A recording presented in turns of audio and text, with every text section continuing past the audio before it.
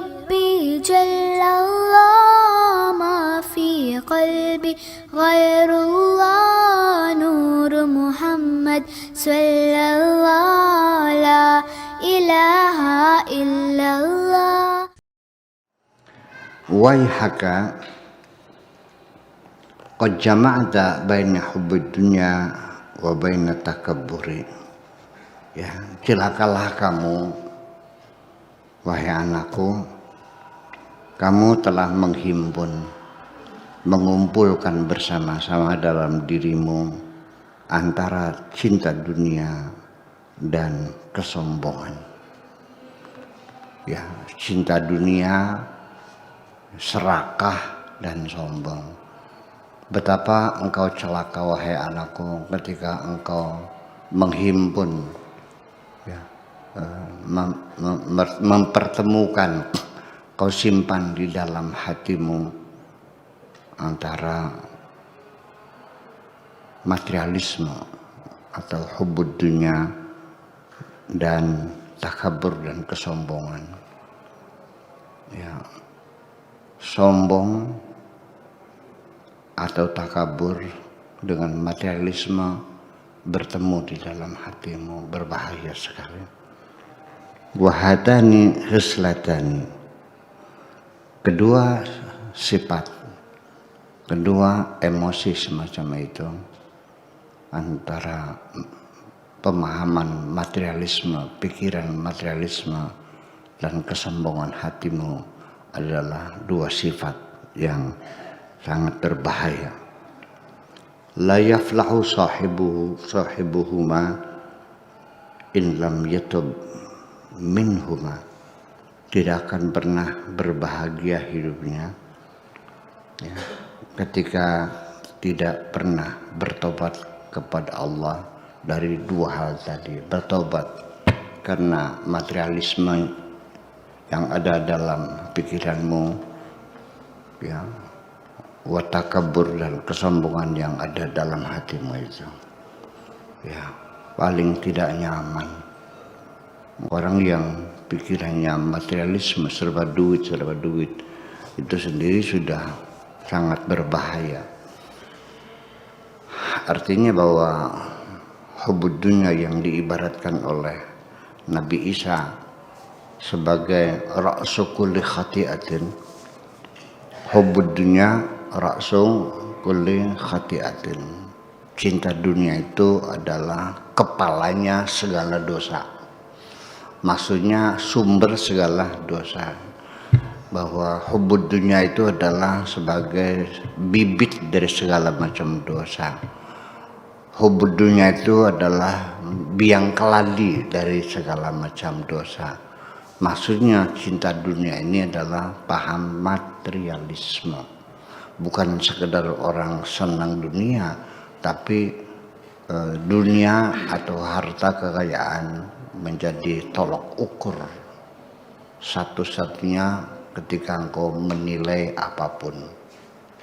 Ketika menghormati teman juga, kalau kaya kamu hormati, kalau miskin, ya. Kalau yang datang tamunya orang kaya, kau suruh masuk dari pintu depan dan kau berikan segala macam kue yang enak-enak. Minumannya juga suruh milih. Unjukanipun nopo, Pak Haji, unjukanipun nopo, minumannya apa? Teh tubruk, kopi, susu, jus, ya, semua ditawarin. Biskuit yang enak-enak dari Australia kau suguhkan karena tamunya orang kaya. Ketika tamunya itu buruh tani Bitarme, masuknya dari mana? Dari belakang pintu dapur kau. Duduknya juga boro-boro disorongkan kursinya, suruh duduk di jengkok, ya. Jengkok itu tempat duduk kecil tuh, ya, yang terbuat dari kayu biasa gitu. Itu pun suruh nyari sendiri lagi. Ketika mencari menantu juga menantu yang kaya. Dan ketika engkau menghormati orang juga karena kekayaannya kok. Jadi semua nilai-nilai kesalehan, nilai-nilai kebaikan semuanya dijungkir balikan hanya dengan standar materi. Saya juga diperlakukan seperti itu kok di masyarakat. Bukan katanya, saya juga diperlakukan oleh masyarakat, oleh orang-orang yang pikirannya berdasarkan materialisme. Saya diperlakukan sesuai dengan pikiran mereka. Ketika masuk ke restoran, saya bawa mobil kijang bak tuh. Ya, yang sudah bodol tuh tahun 80-an. Iya, masuk restoran ya, masuk sendiri, duduk sendiri, ngambil sendiri, makan sendiri. Tapi ketika saya pakai mobil yang bagus, pintunya disorongkan kok, dibuka, kursinya disorongkan. Ya, airnya diantarkan. Sangat dihormati sekali ketika mobil saya bagus. Ya kenapa? Karena orang itu berpikiran materialisme. Karena saya dianggapnya kaya, maka saya dihormati. Jadi demikian, penghormatan palsu semuanya itu. Jadi yang ternyata bukan diriku yang dihormati, tetapi mobilku. Kamu ikhlas nggak diperlakukan seperti itu? Nggak nyaman kok. Ya. Termasuk juga keilmuan. Kalau yang datang orang bodoh dihinakan, kalau yang datang orang pintar dimuliakan, dan itu menjadi doktrin di tengah-tengah masyarakat kita. Hormatilah ilmu seseorang. Padahal intinya penghormatan adalah kepada manusia. Nggak usah dikait-kaitkan dengan ilmunya, dengan hartanya, dengan turunannya, dengan jasanya dan sebagainya. Manusia hormatilah kita. Jadi kalau seandainya yang datang itu orang alim, kau hormati. Yang datang bodoh, kau hormati juga. Tetap hormati. Sekalipun dalam menghormati orang alim ada nilai plusnya kan gitu. Tapi ya sama-sama harus dihormati juga. Ya, apalagi memperlakukan orang lain. Anak sendiri saja, anak kita sendiri juga kita memperlakukan anak kita berbeda satu dengan yang lain. Berdasarkan materi-materi yang dimiliki oleh anak-anak kita. Anak kita yang kaya, yang berhasil mengumpulkan materi banyak, sudah punya rumah gedung, punya mobil mewah, istrinya cantik, jabatannya tinggi, kita bangga kok. Tapi kalau anaknya yang miskin, kita malu ceritanya juga. Sehingga setiap hari orang datang yang kita ceritakan adalah anak kita yang kaya kok. Lagi-lagi cerita Hasan. Lagi-lagi cerita Hasan. Tetangga dari sebelah barat datang ke rumah, ceritanya Hasan. Baru beli rumah yang harganya 3 miliar. Tetangga dari utara datang lagi, yang diceritakan Hasan juga. Ya, dapat beli mobil Mercy S500 yang harganya sekian miliar.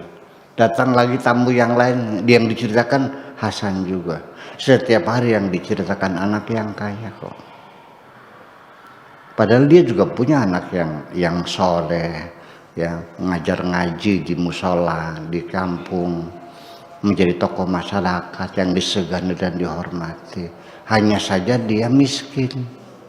Namanya Abdullah. Iya, karena miskin, sekali namanya Abdullah, dipanggilnya Dulek. Kita sendiri memperlakukan anak-anak kita berdasarkan materi. Itulah yang dimaksudkan hubbud dunya ra'si kulli khati'atin. Nilai-nilai kesolehan, nilai kepahlawanan, nilai kemanusiaan, semuanya menjadi dijungkir balikan seperti itu. Dan betapa mudahnya kita menghinakan orang karena kemiskinannya. Itu yang jadi persoalan. Jadi harus kita pahami, bukan hubbud dunya, senang dunia. Ya kalau senang dunia, saya juga senang dong ngeliat cewek cantik tuh. Saya juga pengen punya mobil yang bagus tuh. Betul nggak? Saya juga pengen punya rumah yang bagus, yang nyaman. Tetapi selagi itu tidak dimasukkan ke dalam hati, ya itu masih wajar. Yang menyebabkan terlarang itu ketika dunia sudah masuk ke dalam hatimu. Jadi gimana? Ya dunia itu coba dibatasi sekedar di kepala saja sampai tenggorokan. Jangan biarkan dunia ini turun ke bawah, masuk ke dalam hatimu itu. Itu aja persoalan. Paham nggak? Ya, seperti itulah kira-kira. Kemudian yang kedua adalah kesombongan. Orang yang sangat materialisme juga sangat menyebalkan, sangat menjijikkan dan tidak menyenangkan. Ya. Kita sering dihinakan oleh orang-orang yang berpikiran materialisme. Ditambah dengan kesombongan, lebih menyebalkan lagi. Karena orang sombong itu paling sulit menghormati orang kok. Dia hanya menuntut pengen dihormati orang, tapi tidak pernah menghormati orang lain. Orang sombong itu paling sulit mengakui kebaikan orang lain kok. Orang sombong itu paling sulit menghargai jasa orang lain. Ya, kalau kita kembali kepada cerita iblis ya seperti itu. Padahal sudah jelas malaikat-malaikat mengakui bahwa Adam itu hebat, Adam itu pintar. Tapi iblis tetap mau bersujud enggak kan? Ya tetap dia mengatakan aku lebih baik daripada Adam. Karena aku dibuat dari api dan Adam dibuat dari tanah. Orang yang sombong melihat seseorang yang pintar saja, saya ceritakan. Ya, di hadapan orang yang pintar, ya katakanlah sudah jadi ustadz, jadi kiai, sudah jadi kiai besar. Ketika saya menyanjung anak santri saya yang pintar ngaji, atau ketika saya menyanjung orang yang pintar, ya itu dia nggak suka kok. Lah, tahu modalnya kok. Ya, anak baru kemarin. Ya, kita cerita tetangga beli mobil, ya paling juga kredit. Paling sulit orang sombong itu menghargai orang lain. Ya, materialisme saja membuat kamu tidak nyaman. Apalagi ditambah dengan kesombongan kau simpan di dalam hatimu itu. Ini pesan daripada Syekh Abdul Qadir Al-Jailani. Segeralah untuk itu, segeralah bertobat kepada Allah.